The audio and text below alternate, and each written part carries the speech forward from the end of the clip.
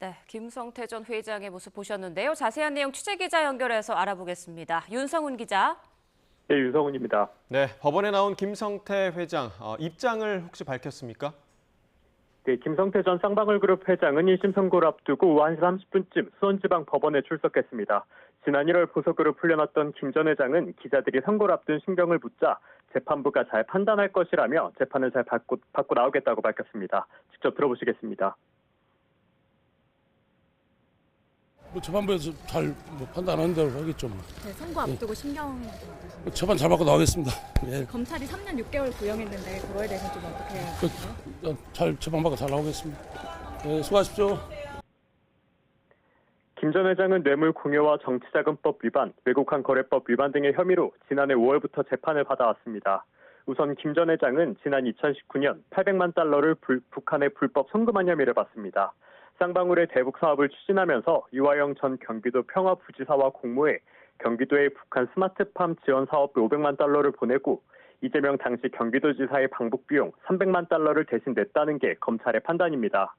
또 특혜를 바라고 이화영 전 부지사에게 법인카드와 법인 차량을 제공하고 측근에게 허위급여를 주게 하는 방식으로 3억 3천만 원 정도의 뇌물과 불법 정치자금을 준 혐의도 받습니다.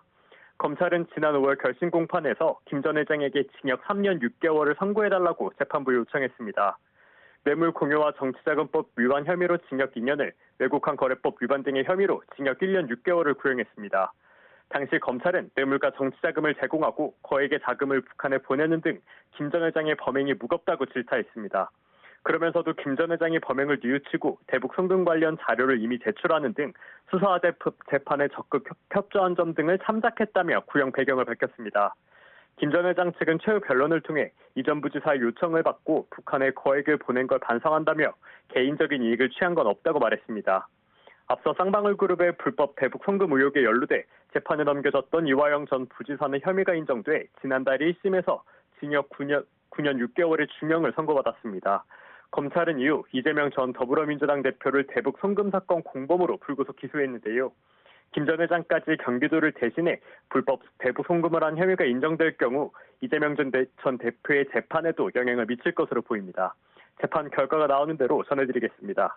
지금까지 YTN 윤성훈입니다.